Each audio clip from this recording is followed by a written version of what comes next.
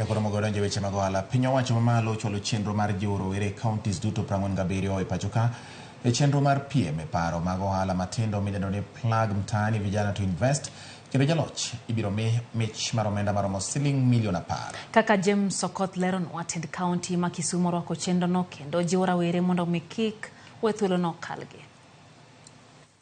Biro bang' tend county ma Kisumu fwenyo ni rowere 41 kende ema nyocha osendikore e chenro odiechieng' mogik mar ndikruok. Karibu. Asante. Gino momiyo tend county no okwayo thuolo nyaka chieng' tich abich majumani. Twayudo ni jowa mose apply mawuok Kisumu county gin mana ji 41 kende. So governor marwa nokwayo jo national government ni koyie to miwa extension nyaka chieng' tich abich tarik 29. Chenro no geto chungo pach rowere ma hikgi ni e kind higni 18 nyaka 35 e counties ma pacho ka matimo ohala matindo kata manie diere midendo ni small and medium enterprises kata mapoko chako ohala to nigi paro mar chako.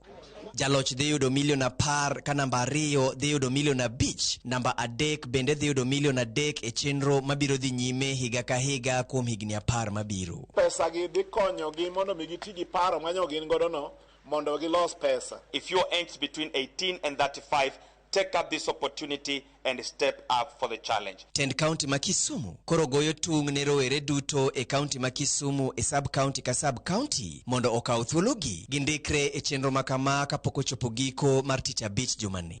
E kinde ma tend county no bende koro oikore mar siro kendo jiwo rowere duto mabiro donjo e chenro mar plug mtaani vijana to invest. Ngiri owacho namba 1 miyo 50,000, namba 2 miyo 40,000, namba 3 omiyo 30,000. Chenro makama biro kalore ni thoth kwan rowere e pacho ka nigi paro maler manyalo konyo e gero ochumi kendo medo yuto margi e kinde ma kwan rowere manigi tiegruok malong'o to onge tije bende medore. Penjo koro en ni bende rowere orwako paro mar nywakogi e gedo mar ochumi ma pacho ka kata nywako pachgi e dongruok ma pacho kai. Kuran paro ni asire kenda asire kabisa. And in this tough economy we need such innovations. Let it be something that won't favor the other party. Ywak mar rowere kalore gi nok mar thuolo mag tije ochopo. Chenro mar piny owacho koro en tiego kendo siro paro rowere ewi kaka inyalo med nyuolo mwandu kendo gero ochumi ma pacho ka kanyakla. Bende rowere oikore.